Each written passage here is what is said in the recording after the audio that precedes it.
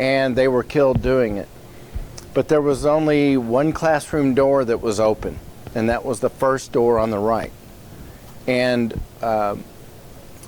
those children were going to the bathroom and coming out of that class. All the other doors, it had been a safety piece of their safety protocol. Those other doors were closed and locked, and nobody else was injured in that attack. It could have been much, much worse had all those doors been standing open. And the superintendent of that school district in Newtown, Connecticut said, please, please, if you don't take anything else from this, please close and lock all the doors that close and lock. If you can have that option, it is a free layer of security. So we'll start from there. That is the lesson learned, and as I travel through schools, I see a big difference in schools and the level of safety, the feeling of security with both staff and kids when you're teaching with doors closed and locked, and that's a big deal. I have also included my contact information, so at any point, if you don't want to jump in with questions in front of your colleagues, no problem. If you have a separate question, feel free to call. I've included my cell phone number in that because I'm not often at the office. I'm on the road all the time. And you're very welcome to call and follow up with any questions or concerns that you might have that are specific to your school. Okay. Anybody who is in charge, we okay? Anybody who is in charge of student welfare at school is bound by this Kentucky Revised Statute, State Law 161.180. Those numbers aren't important. What is important is that if you have the duty to supervise and you don't follow through on that, you got a big problem later on if somebody gets hurt.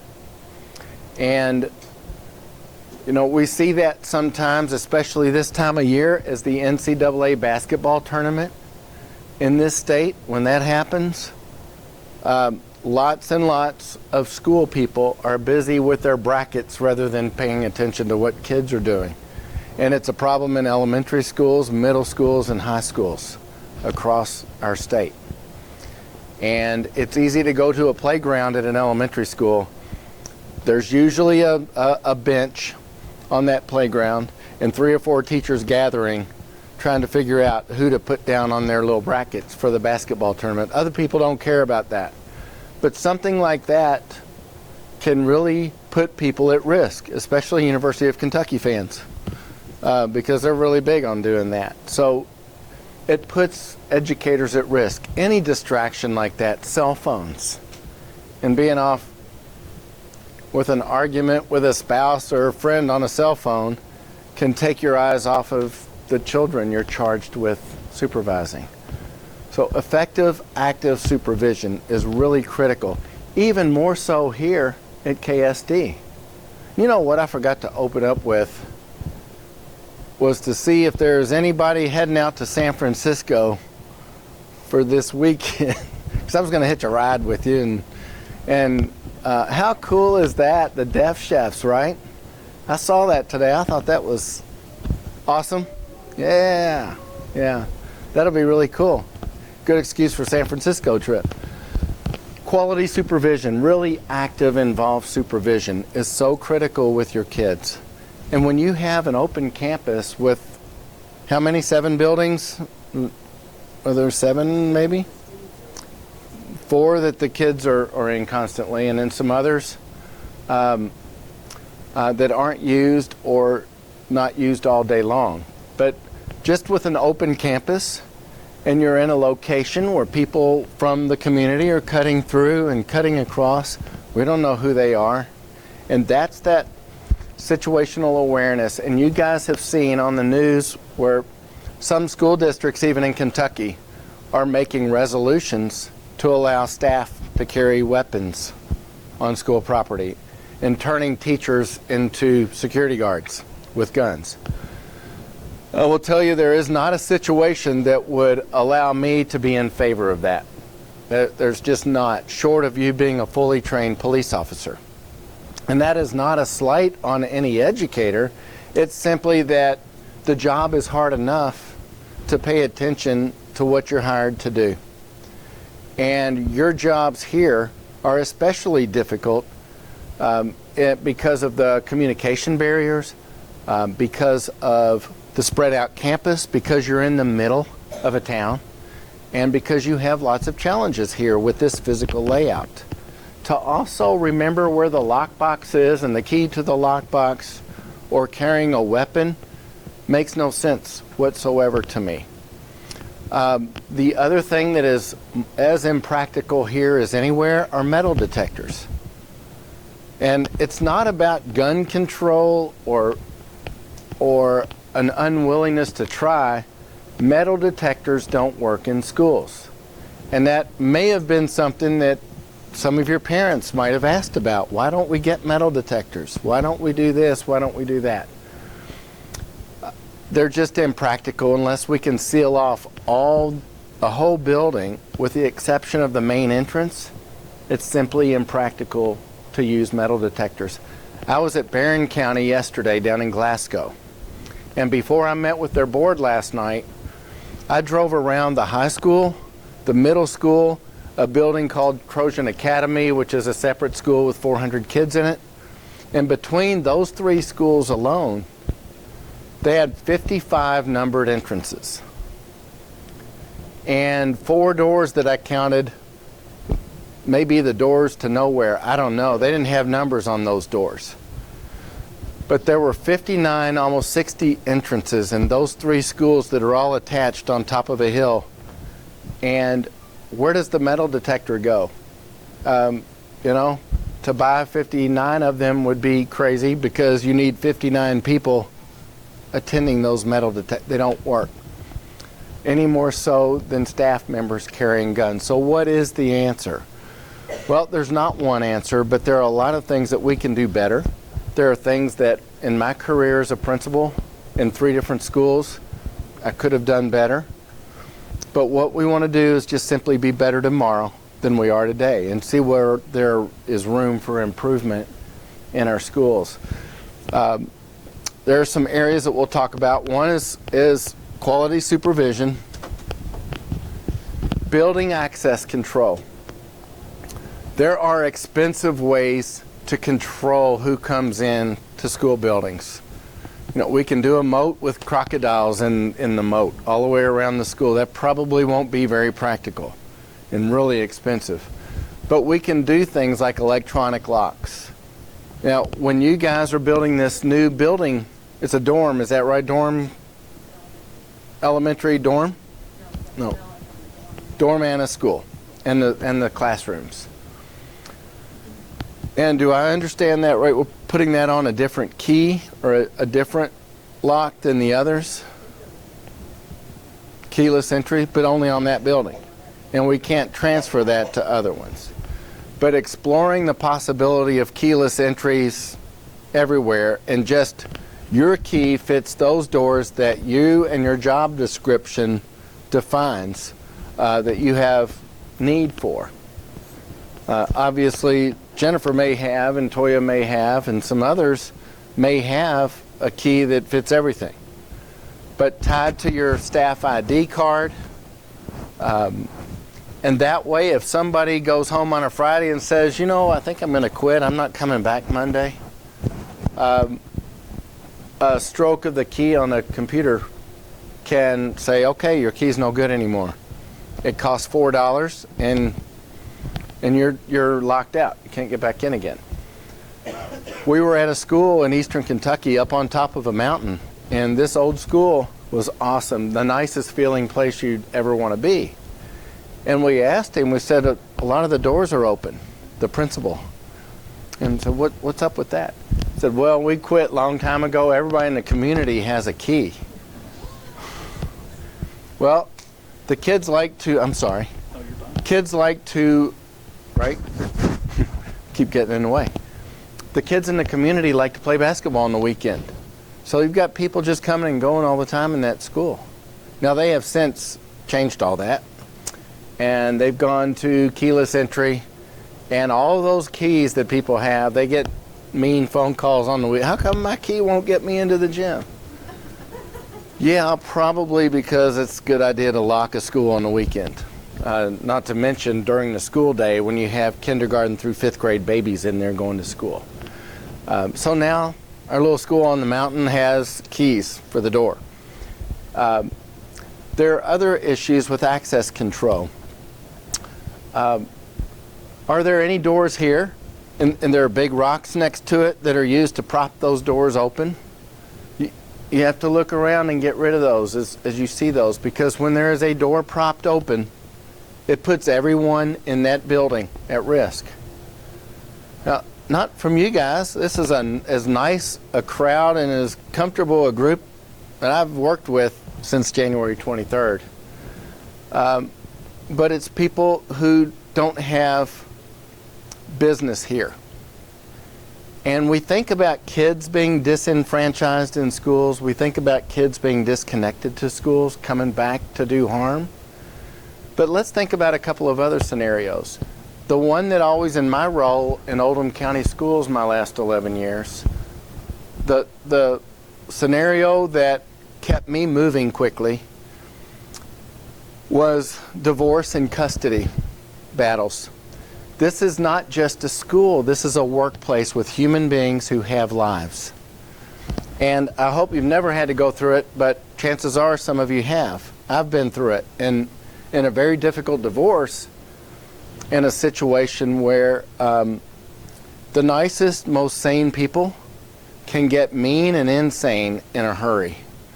It's one bad family court judgment away from a problem or a potential problem. And in those situations, people are, as parents, are passionate about their children. So let's look at a scenario with one of your kids, an elementary girl who's 8 years old. And you might picture a particular child.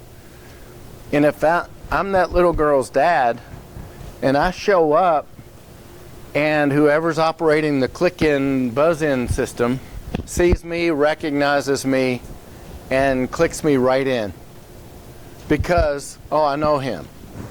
Well, you might, but you hadn't been with me the last 48 hours.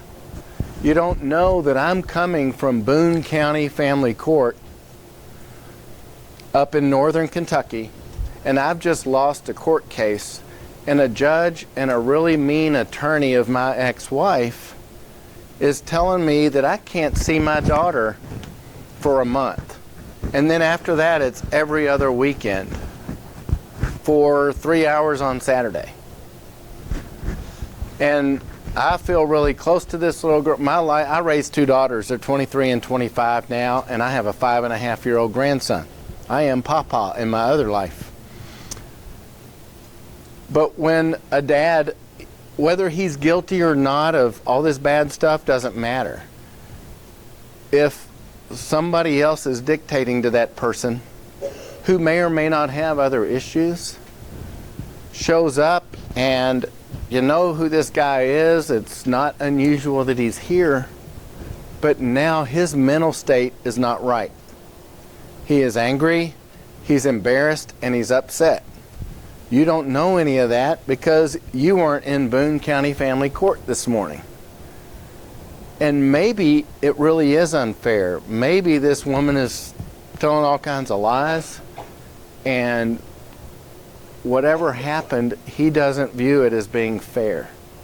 And it involves his 8-year-old daughter. And he's showing up to get his 8-year-old daughter and head somewhere out west. You don't know that. That's just a dad showing up at the door. Access control. What is in place to prevent that right now? And there should be some visitor protocol in place. Maybe 3 or 4 questions in a script. And if you have somebody who's signing in the case of a parent who happens to be deaf, then we can do that. But somehow, you don't have to lose the culture that you've built here of a welcoming environment. And in my case, walking up to the door, good afternoon, sir. Your name, please. Come on, you know me. My daughter's been here 3 years. Well, play along with me. This is all about safety and security. Your name, please. Well, it's Dan Orman. And the purpose of your visit, Mr. Orman, this is all going on through the speaker, and I'm outside a locked door. If I have ill intent coming to your school, I can't last through 3 or 4 of these questions. I will probably get really upset, and I'll say something that indicates probably not a good idea to open that door. The person behind that buzz-in button dials 911 or hits the panic alarm directly into dispatch, and sending a Danville police officer, a couple of Boyle County Sheriff's deputies over, and pretty soon you've got 2 state troopers and anybody else who gets that call, and you have police cars descending on your campus. Now I look around, and it may very well be that I say, I was upset, but I'm not going to do any harm. And they talk to him, take him away, and make sure of that. But it may very well be that I intend to take my daughter to Arkansas or Kansas or Florida or Washington or California or New Mexico or somewhere where she's not supposed to be legally. And we can't take those chances. So situations involving divorce and custody, emergency protective orders, domestic violence orders, there are lots of times that a staff member perhaps involved in a marriage that's not going well. And there's a domestic violence order against this soon-to-be ex-spouse. But the staff member doesn't want to say anything because, you know, that gets uncomfortable when you're bringing your personal life in and it's not going well. And gee, these 3 other people I work with have these perfect lives, and I just don't want to share all that. But you think this guy might show up? We really need to let people know, no matter how difficult and painful it is, and let Toya and let Jennifer know that. Make sure that pictures are up front. All of the buildings, that everybody is familiar with this guy's face, because if he shows up, again, he could put everybody in danger. These are new skills that all of us as educators have to adopt and learn. We can no longer be in la-la land when we're in our schools. And by that, just traditionally, schools have always felt safe, and they still are the safest place for our kids. But we have to develop new situational awareness skills that you just develop and keep. For example, when I go stop somewhere on the road, I know where all the good McDonald's are, the good Starbucks, the clean Pilot truck stops, the, what else? Dairy Queens. One of my vices is large chocolate malt at Dairy Queen. So I know where these places are. But when I go into a place, it's early in the morning and I'm on my way to the Eastern Kentucky Mountains, I'll stop at the Starbucks at Exit 58 in Frankfort. And I'll get my big coffee, but when I go in, I look around and I find the craziest person in the room, and I make sure I keep an eye on that person. And it's a bad day. When I go to church on Sunday, I know which exits are closest. And our church is probably the safest place. We have 7 police officers on the campus. And I know that half the people in that church, most of the women, are carrying handguns. It's not a very soft target. Just the people that might tell you about the people I go to church with. But I don't worry about it at church. And you know, our parents who are worried about our kids being safe at school will sometimes be the same parents who drop their kids off at the mall for 5 hours. And they never worry about that. And I'm thinking, what's a creepier place than the mall? If I never go in another mall my whole life, I'm okay with that. It's too soon. Some people like malls, and that's great. It's just a fear because of what they're watching on TV. Do you know in this country we lose 90 human beings a day to gun violence across this country? And that's fewer than 2 per state. But I know, living in Louisville, the violence that goes on there. We send 68 million kids to school in this country every day, and almost 68 million most days except for those few unfortunate situations that are tragic. But we send all those kids home safe. And that is still, again, statistically the safest place. We have to make them safer because we work with precious cargo at school, precious children, and parents give us the responsibility of doing that and sending them back safe. And I don't think we ever rest if there is more we can do to keep our schools safe. External doors. I go into schools, they call me, we want to put metal detectors in, can you come look at our school? There are 5 doors propped open. The back of cafeterias, those are usually the gyms. And I'll say, you want to put metal detectors in and hire more police officers, but you're leaving 3 doors propped open. Usually, going into a school, if I'm dressed like this, if I'm carrying a clipboard, I get extra points if I'm coming in like this, because it looks like I have business at the school. I can almost get let in a side door in any building. It's rare that I'll go knock on a door. Please, I've got an appointment with the principal, and they'll let me in. That's a problem. Police officers.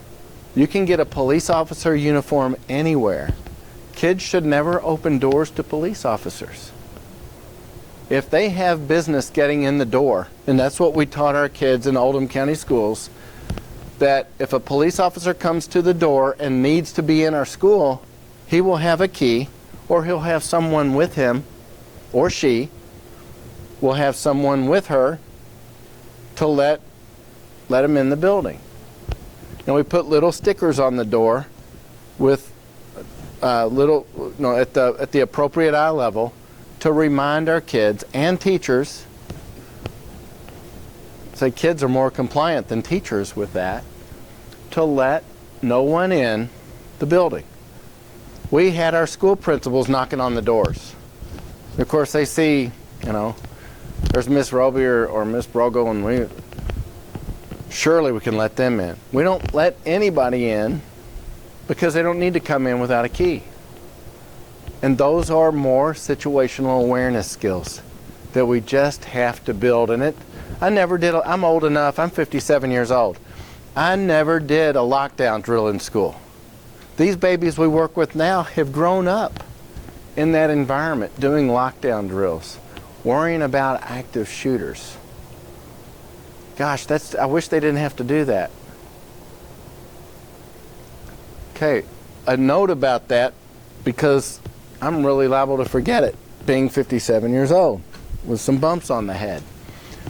A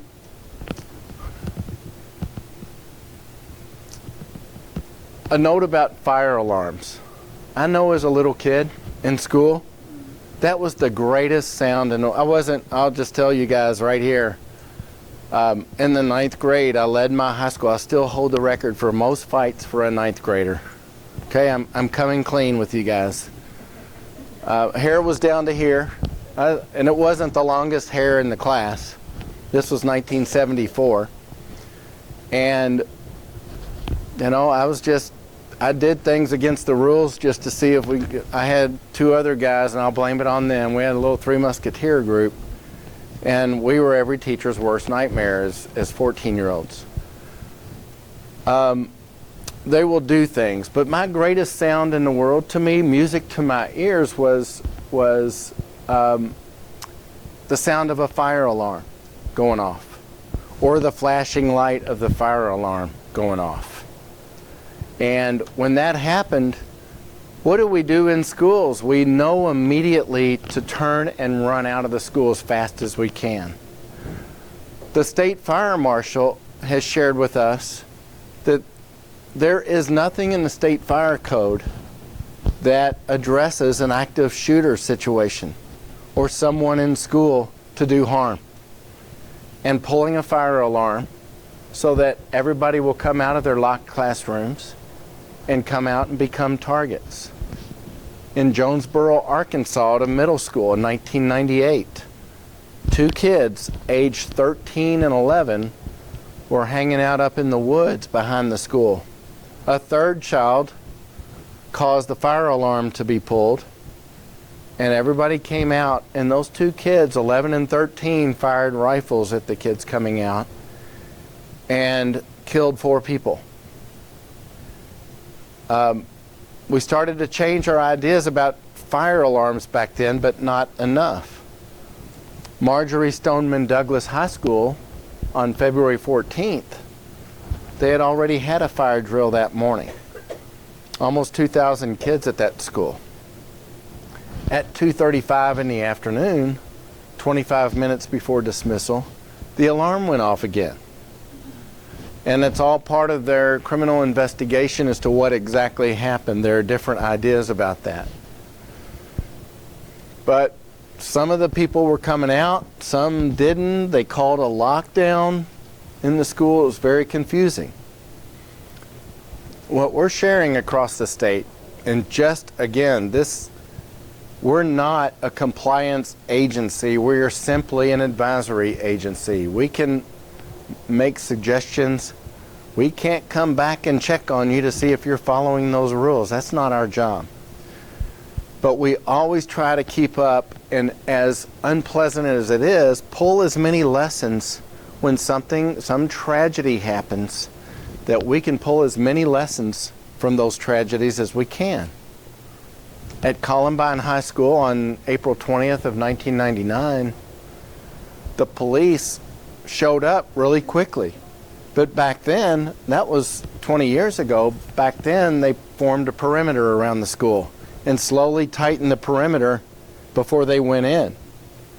And several of those victims bled to death in the school before they came in. And both shooters killed themselves in that school that day. But 12 kids and 1 teacher died. And the teacher bled out over the period of an hour because the response was not immediate. Shortly after Columbine High School, the police developed a new approach to coming in. And they waited till 4 officers arrived before they came in. That didn't last very long. They decided after that the first officer to arrive will come in. The officer is not there to triage any victims who might be present. The job of that first officer to arrive is to go to the shooter and neutralize the shooter and to take away the threat. And it's terrible for us to think about that, but as educators, again, another new skill that we have to develop is to be aware of those situations and how the police will do that. Okay. Visitor protocol, we talked about the buzz-in system and being there, being aware. Safety now in schools requires commitment over compliance. Compliance is simply following the rules and doing the minimum to do one's job. We can't do the minimum. We have a bigger job. Every time one of these attacks happen, it increases the scope of our jobs and the importance on this aspect of our jobs to keep everybody safe in a school. And when we have one of these, we have to learn from them. So one of those is just becoming more aware, realizing and understanding what police will do when they come, understanding where some of the different threats might come from. So that visitor protocol, having visitor badges, making sure that people sign in. Instead of just signing in and getting a sticker, maybe signing in, leaving car keys on hook number 1, and you get lanyard number 1 that says visitor number 1.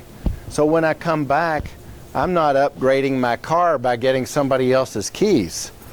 I come back and I get my car keys on number 1 up there on the wall. I turn my visitor badge back and I get my car keys, the right ones hopefully, to go home. And then that way when I'm signing out too, it's important to know who is and who is not still in the building. Often parents who feel really comfortable in a school will come in, sign in, go down the hall, meet with a teacher, and go out the door closest to his or her car. And this way it allows that person to forces that person to come back through the office. The first argument is, oh, why are you doing all this? Well, what's the answer to that question? We're keeping your children and our staff safe by knowing who's in the building at all times. It's that simple. And yeah, we have to do that. That is commitment versus compliance. When you come into a school and you're paying attention in the school on your supervision duties, commitment, active supervision versus compliance. Well, they said I had to be in that spot in the cafeteria, so I'll go stand here for 20 minutes. Rather than go stand there and interact with kids and be really involved with kids. There's a big difference between supervision and active supervision. Again, we've talked about securing the external doors. Any questions, thoughts? I've been talking nonstop since I got here, so any questions at all? I will tell you that between Toya and Jennifer, they went to a session that not every superintendent made in that area over in Lexington. And just having talked with both of these ladies in the last couple of months a lot, I know what the commitment level to safety is here. But it takes everybody getting on board. If we have one person who's not committed, that's the strongest your safety can be. Because if it happens to be that one person not doing his or her job, you put everybody at risk. And you guys have to watch your colleagues and make sure everybody's doing their respective jobs so that you're all safe as you can be. Okay? No questions at this point? I'm either doing a really good job or a really bad job. The past week and a half, our sign-in system, we have an electronic sign-in system that is able to track where the person is signed into and then when they sign back out on campus, so that we can call them visually and they sign out. It's really pretty cool. Today, one of my visitors, when they checked out, it said, "Bye, Jim." So, I mean, they sign in and sign out, and it's very professional looking, and so each of our buildings has that. That's what I'm talking about. That's awesome. Okay. No questions?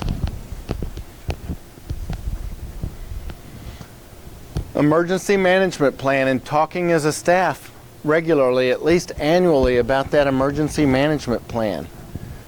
I can come down, or we have other people who are way better at emergency management plans than I am. And I can call somebody to come in and look at it and sit down and take time with it and really look at what all of these plans are. If you have to evacuate the campus in a moment's notice, where are you going? If that place is without electricity, what's your backup spot? Where are you going then? These plans will outline first person in charge, second person in charge, third person in charge of the north parking lot. First person, second person, third person in charge of clearing the cafeteria building out. First person, second person, third person in charge of calling parents. Whatever these different jobs might be, bringing water to the evacuation site. Who are the 5 people involved in doing that? Making sure that rosters of kids are at the evacuation site and a reunification site. Who's contacting parents and how will that be done? In any situation, it could be something as common as a spring tornado in Kentucky. It doesn't have to be anything sinister.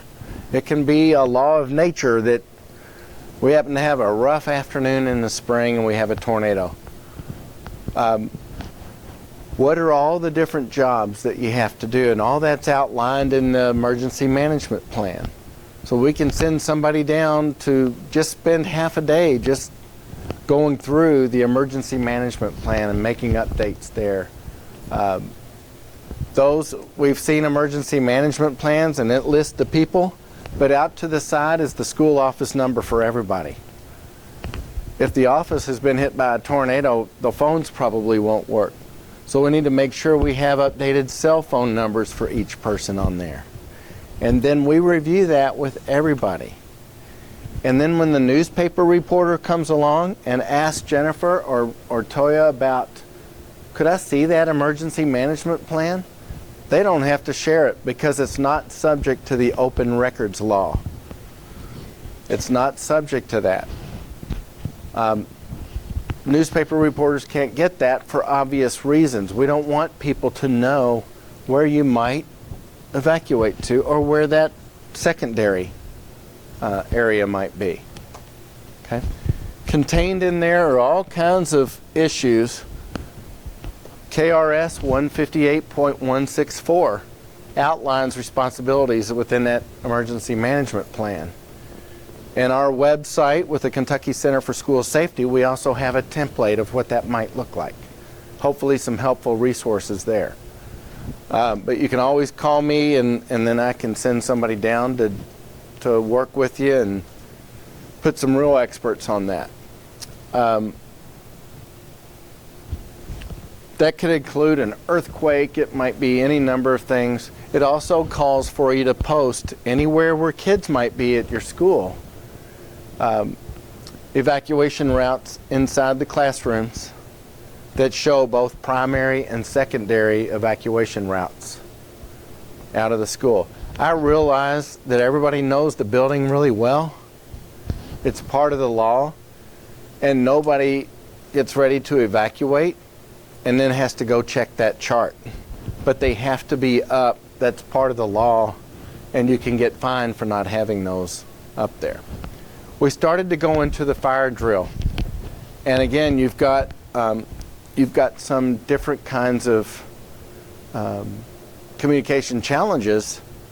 That, you know, you've got the flashing lights as well as the auditory sound on a fire drill, with the lights labeled and everything that you do here that other schools don't have to do. But I'm really pushing as far as we started to go into that a little bit ago, and I got sidetracked. There is no active shooter protocol within the fire code as it's written right now.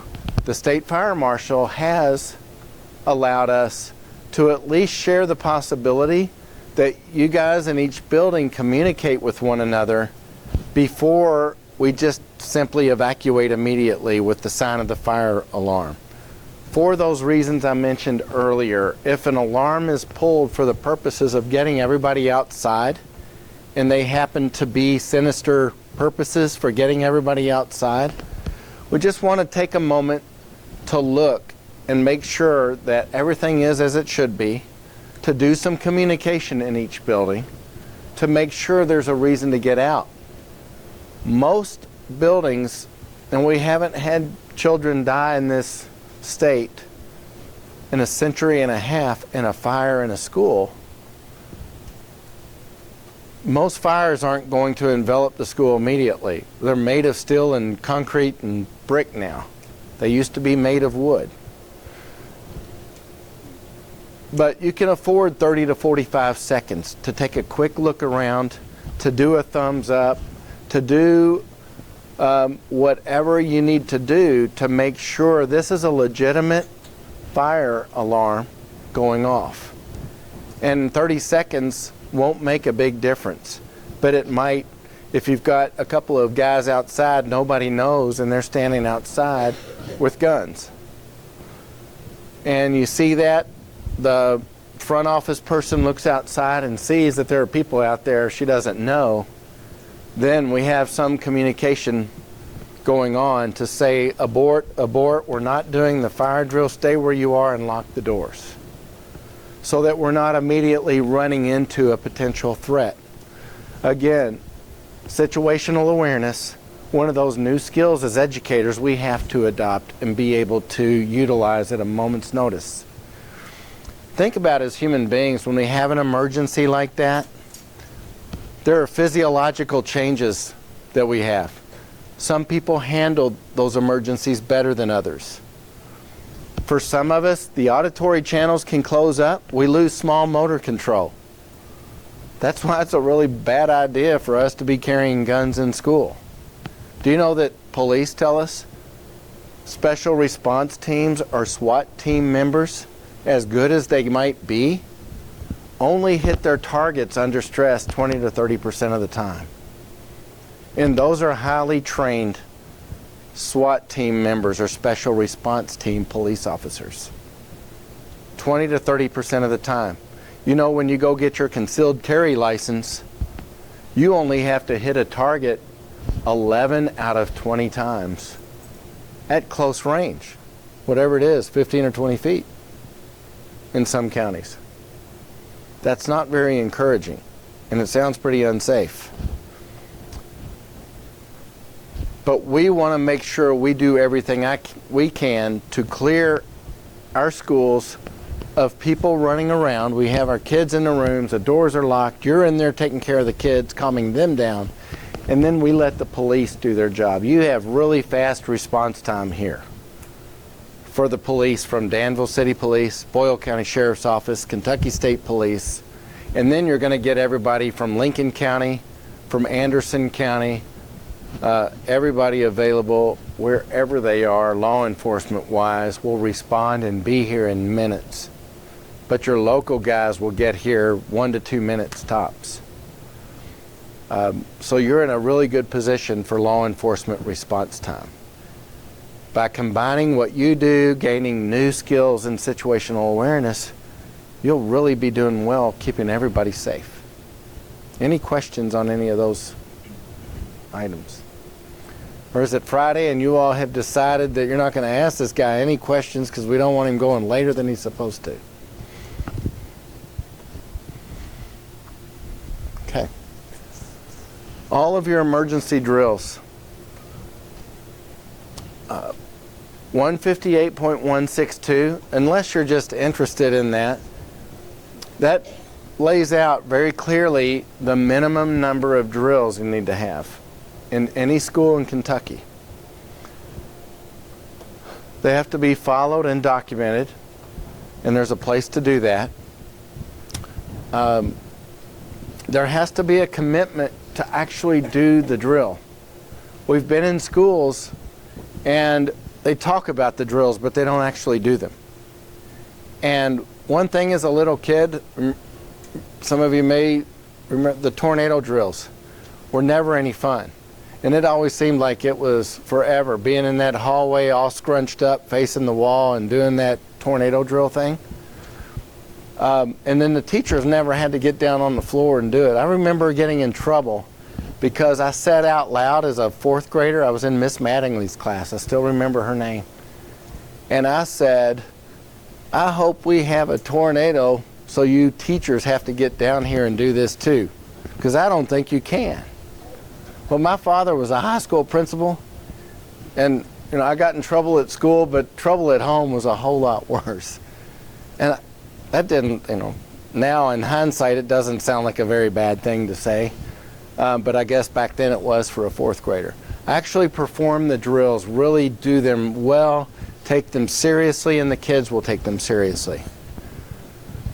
And, earthquake drills, when you go down in far western Kentucky, where an earthquake is a very real possibility, if you go to Fulton County and Hickman County, Graves County, Marshall County, McCracken County, and you watch those kids do earthquake drills, they're on it.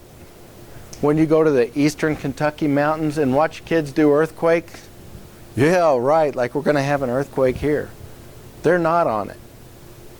It's about commitment to safety. 2 different parts of our state react very differently to earthquake drills. Everybody in Kentucky is on the tornado drills because we know that could happen with us at any point. Lockdown drills, that's on you.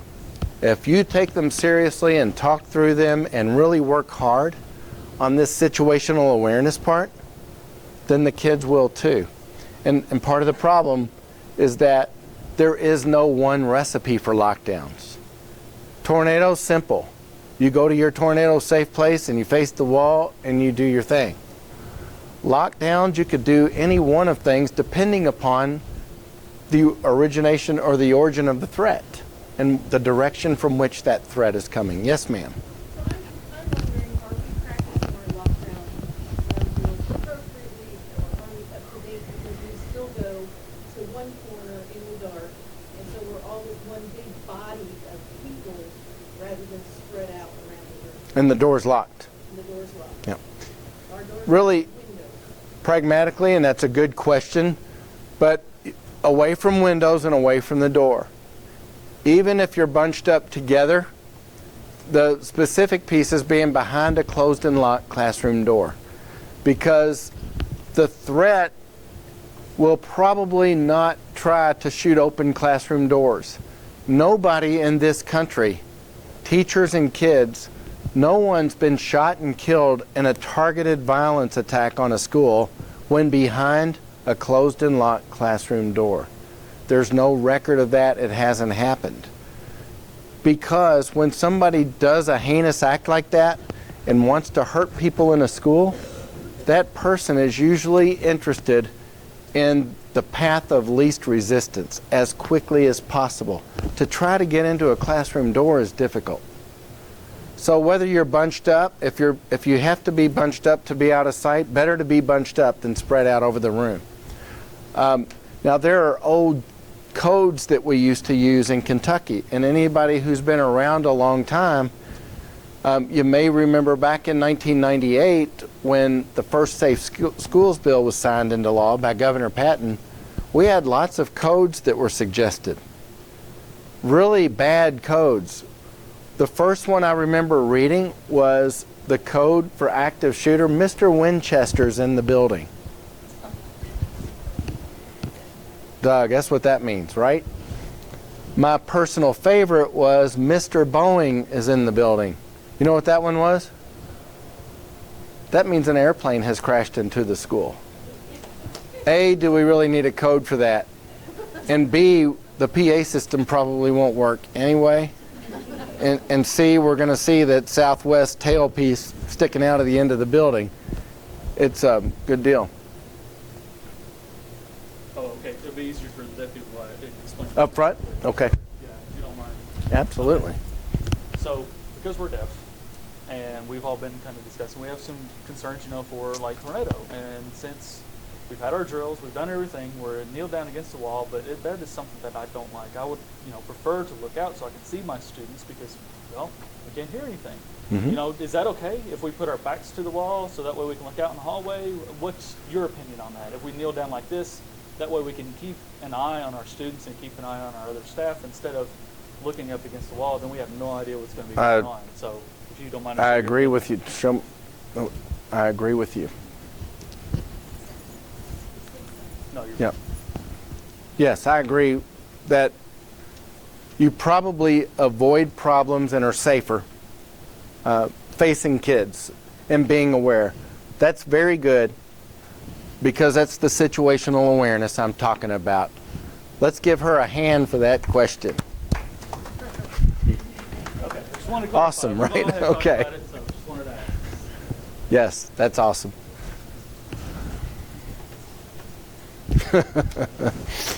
Yes, absolutely. And for tornado, facing the wall, not facing the wall. If the tornado hits on a direct hit and it's an F5 tornado, none of us will survive that.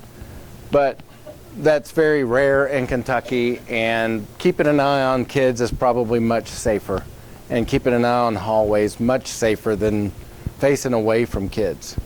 More situational awareness. Okay, I talked about that. Reverse evacuation. This is something that we really talked about at great length when I was here before. And it's a critical piece here because you have multiple buildings on a spread out campus and the kids are outside. But what happens if the office gets a phone call that the police are in pursuit of someone who's just robbed a bank, and while he's running from the police, he's shooting a gun out his window of his car, and he's headed this way from Harrodsburg down toward Danville, and he's just jumped off on 127 and is on center campus right now, and may end up very well turning down the street toward KSD campus. And we need to get the kids to be safe, get the kids back inside. How do we do that? And we need some sort of a visual cue. It's fine to have an alarm, an auditory alarm system, but we need visual cues too. And a couple of suggestions, the really cheap route is to have one of those bike lights. I'm really into bicycling got a road bike, mountain bike, love all that stuff. And you can get those little lights and you push them once and they do that real quick flash. And to have one of those on your lanyard might be a really inexpensive way that if we need to do a reverse evacuation to get kids back in the closest building, do you have a way to get back in those buildings now? Even if it's not your building per se, and you're taking a group of kids over to eat lunch, and they're younger kids, so they're not by themselves. Do you have a way to get back in the closest building? Not run all the way back to the building where you were, but the closest building. Is there a way to signal that? An expensive way is to have those posts in the ground, like at any university now. Some spread out high schools do that, where those posts have lights on them and they flash. And that was only used, not even in a drill really, it's only used in a moment that you have to get kids back inside now and that they're not stopping to ask you questions. Why are we doing this? We have to train them to get back inside now. We don't know how real the threat is. We don't have to. We just know let's take the best steps we can take right now. And if we're inside and the police catch that guy and put him in jail, they call with an all clear, great, we'll go on about our day and adjust our schedule. But, yes. Okay, excellent. Excellent. Okay. Yes, ma'am. So if I have a key to Argo, which is the building further away, because that's where my classroom is. I have committee meetings in Brady once a month. Sometimes I get to go to a classroom in Brady, and then come over here on Fridays. Mm-hmm. So let's say that I am having to get everybody in. I don't have keys to those buildings, so how am I, if I'm having to buzz in, how is that? I feel like that's slowing me down. It is. But with that process, that's where that communication comes in. Yeah, I mean, to the closest building, but everybody has to be aware and be standing at those doors and ready to open the doors for people who are close. Everybody has to know this reverse evacuation is going on so that keys aren't really necessary. They're at the door to open those doors for those of you who don't have keys to those doors. Yes, ma'am. It's a good question. Absolutely. Yes, ma'am. This is probably not under your realm, but I did want to say in other states that schools for the deaf, they have a designated, it's like a TV monitor. Mm-hmm. So that's where like daily announcements or emergency announcements come up. So somebody signs that or there's a message across the board. Because we don't really have an intercom system. Mm-hmm. So that would slow something down even, to get information, like if we didn't have something like that. So that's Yeah. what some other schools do. That's a discussion right now. Jerry and I are working on that. This is what we kind of like that pretty much an intercom. Yeah, and it's only, you can put daily announcements on it, but like the teacher TV, nothing else is hooked up to it. It's separate from the smart board, and it's up in a corner where you can't really see it from the door. So if you have to tell somebody something and sign or through print, like an intruder is in this building, it could be up without that, the person who's in. And everybody learns to pay attention to that screen and know and see it. But daily announcements come up on it, so it's like the kids are already acclimated to that. Mhm. Or your bus is here now, you've got to go now if there's a weather emergency or whatever. Yeah, that sounds like it should be standard equipment. I mean, that sounds like something that would be a great idea. And that's the kind of thinking and just pulling in ideas because of the challenging environment here with just a campus spread out, it would really be a great idea. Something visual or multiple visual avenues to alert everyone. Other thoughts or questions? Yes, ma'am. My concern are the glass in the doors. I Mhm. mean, nothing to shoot that glass off, we should open the door and come in. Yeah, I'm not a big fan of those doors. They're all We have what we have, and it's probably not reasonable to replace doors. But you could certainly do something from the standpoint of modifying, but that's a lot of money. And it would take a lot of corporate money to do something like that. The other thing to remember too, though, is that we don't want to get to a point where we are ruining the building and ruining the learning environment. And yeah, I don't like those doors either. Do they have the wire in it at all? The mesh wire? Nothing? It's just plain glass? Yeah. The only thing that I would suggest is the 3M company that does the slightly tinted film, but it's a not bulletproof completely, but it really slows it down, slows down that process. And anything we can add seconds to would be good. And they have really gotten so much less expensive with that film that is easy. You guys can do it and put it on there, and you do it on both sides of the door. That allows you, if you want to have a little observation place in it, but that defeats the purpose with one of those full windows like that on the door. And that they have really come down in their prices. You just have to be careful. All of these things now that are coming out, these products, you really have to take time to look. I have this little card that came in the mail. And I get these every day, some kind of a little gadget that companies are taking advantage of our collective fear in the school business by coming up with these items. For instance, this is one. It looks like a bookmark. It's a magnet, a strong magnet that goes over the striker on the door handle. And it renders your lock useless. You can leave your door open. You've got the magnet on there. And it says, point number 4, when lockdown occurs. Well, that assumes that the person who's coming to do harm calls ahead and makes an appointment that at 10 o'clock I'm going to be at KSD. When lockdown occurs, open door slightly. Well, okay, but isn't that the point, that we want the doors closed? Open the door slightly. You have to remove the lockdown magnet and close door. This is the part I talked about when your motor skills, your fine motor skills, you hear lockdown, you see lockdown, you're alerted about a lockdown, you've got 10 people, 10 babies in your classroom for whom you're responsible. All of a sudden, the enormity of this responsibility comes on your shoulders. Oh yeah, where's my card? I have to open the door slightly and move that magnet. I have to remember to go to my door and move the magnet and then close the door, and it says door is already locked.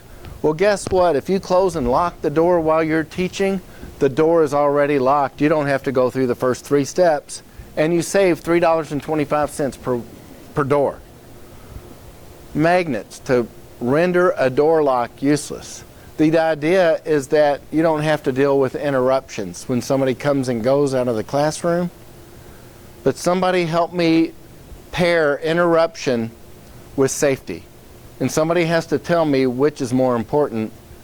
If you're not going to say safety, why would you say interruptions? These kind of things you've got to be really aware of.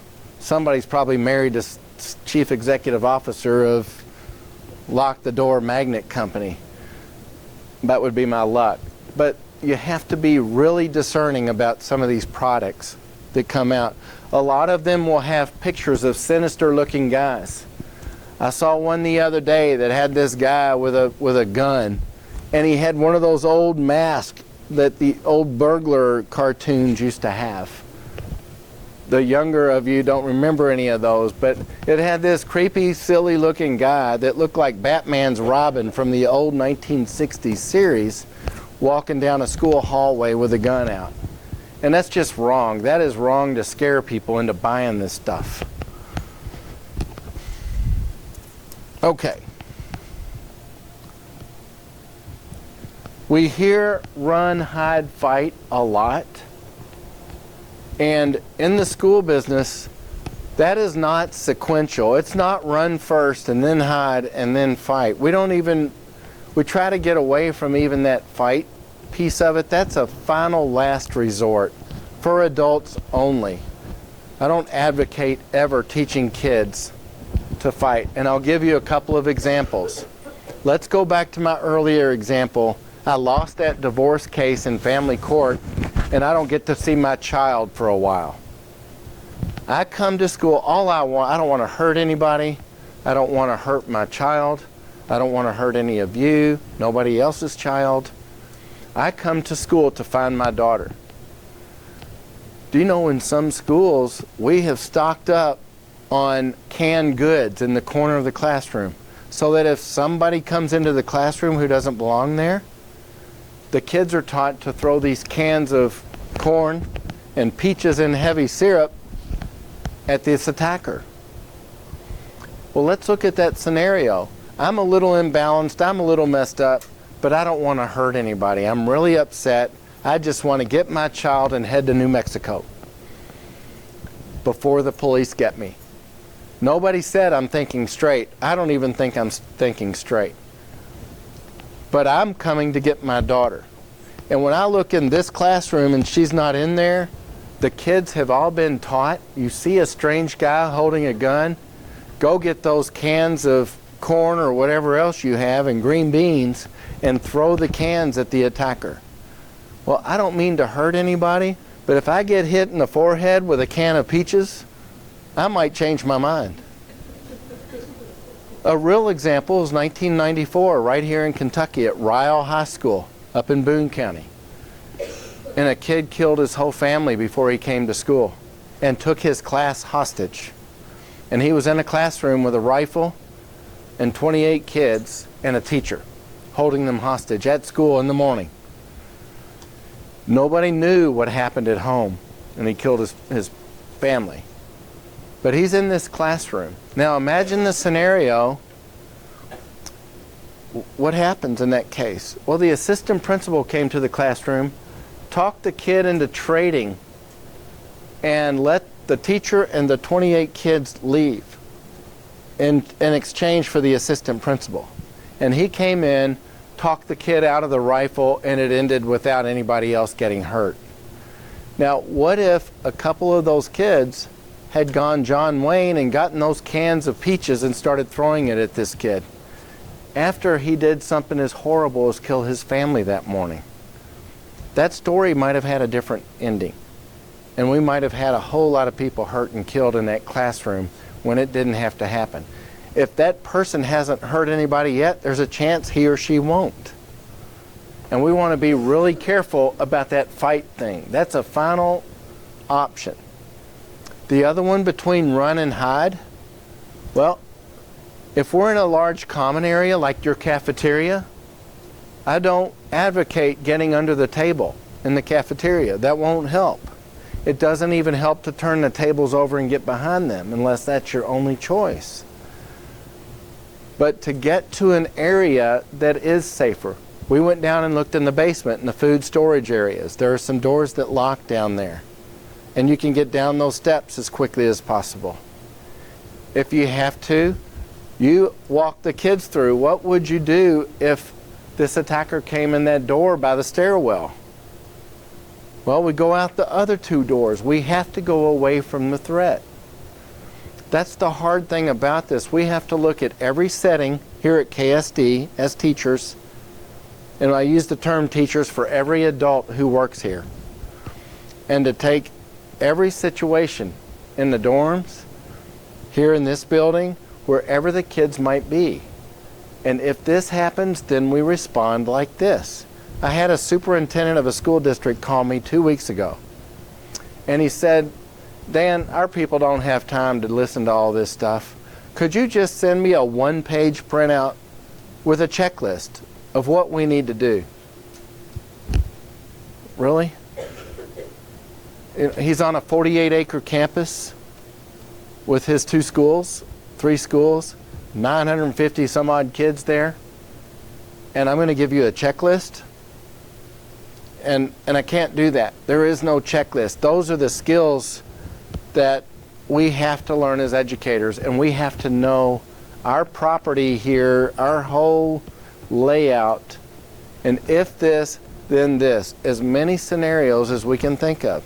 If we've thought about it and we've talked about it, we get that muscle memory working where we know immediately if the threat comes from there, we want to go there. If the threat comes from there, we want to go there, wherever we are. Well, people will say, gee, you don't know where the kids are at that point. Well, I know where they're not. They're not hurt right here on the floor. We can account for them later on. They're going to be safe. It might be behind the old oak tree. And what's the old beautiful building across the street? Yes, Jacobs Hall. We might be on the other side of Jacobs Hall back in the trees. And 20 minutes later, we'll know we're all safe. But right now, gosh, where'd they go? Well, it doesn't matter. That yes, they had to run across the street to get over there. Okay, so what? It's safer than being here. We're going to run the other way through a neighborhood to get away. And talk about where some of these reunification places, where are we going to meet so that we do take care of everybody. But let's get away from the threat first. Again, part of that situational awareness. Staff ID badges. So that's important to have those, especially on an open campus like this, so that everybody knows that you're a staff member. It conveys confidence, it conveys authority, that you have reason to ask somebody who's not wearing one, why aren't you wearing one? And let's go back to the office so we can get you checked in properly. And then that person may just decide to leave if he or she doesn't belong here. If you have first responders coming in and the Lincoln County deputy doesn't know who you are, and they said that I think this lady who's upset and shooting out here is wearing a blue sweatshirt, well, or a green sweatshirt, and that's what they're looking for, and you're not wearing that staff ID and you can be ID'd appropriately, first responders really need to know because they're coming from other places. You guys might know some Danville City police officers. You might know some Boyle County sheriffs or deputies.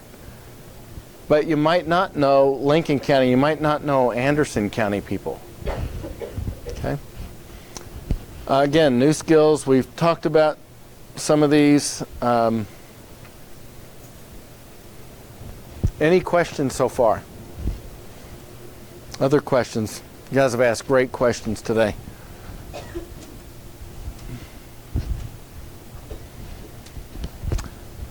These are just some safety things, something to look for, and again, it's everybody's business, but we really push, and it's part of safety through environmental design.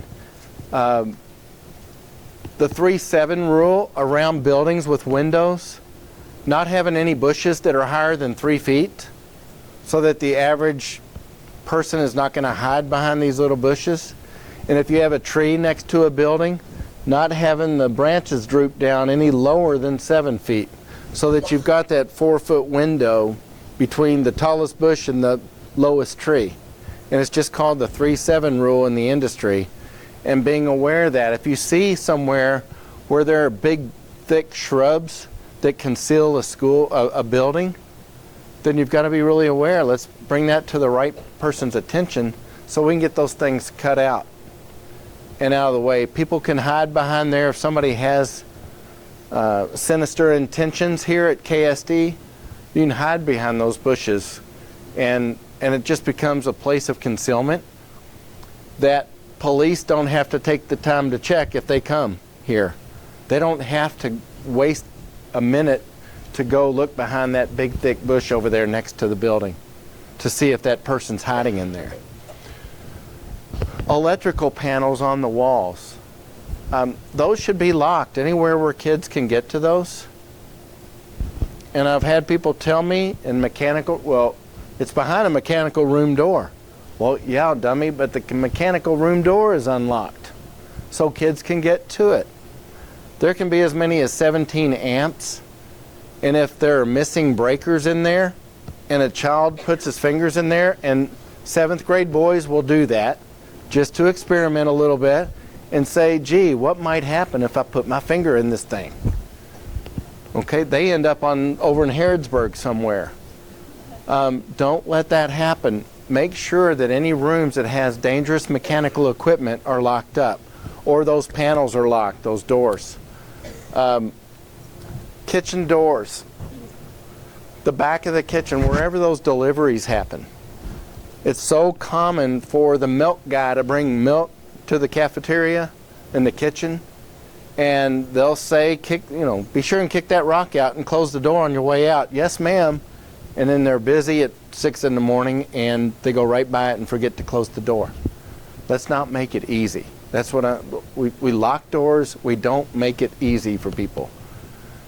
Black mold, ceilings, insulation, and carpet. Always want to take care of that. Know about the laws, the requirements. You guys are in charge of the welfare of every child here.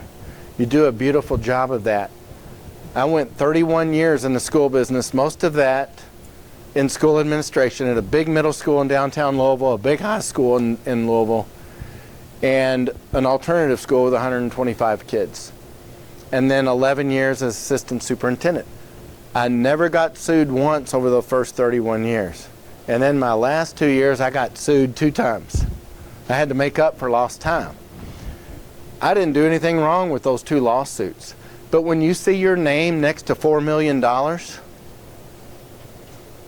don't have that in the bank. It was just, I would have paid the lady off if I did, to avoid going to those attorneys' offices for 100 hours of depositions. And I don't ever want anybody in the position to have to deal with a lawsuit like that. And one of them lasted my last 2 years there that we were going through all of that. And one was a child left on a bus by a bus driver. And fortunately, it was like March or April, and it was 71 degrees outside. Had it been August and 94 degrees outside, we would have had to bury that child. The child would have died on that bus. And thankfully, it didn't happen. And because my name was attached to my school district, and because I gave the lady a ride to the bus compound and she didn't know where it is when we called her, she just had my card, so she put me on the lawsuit. I'm not giving anybody any cards today, just for that reason. The newest attorney will know your policies and procedures backwards and forwards. The newest attorney who is hired by one of your parents, as a child gets hurt under your supervision, they will know your policies and procedures and supervision schedules better than you will. So please make sure, if you have a duty, perform it. If you have a policy, follow it.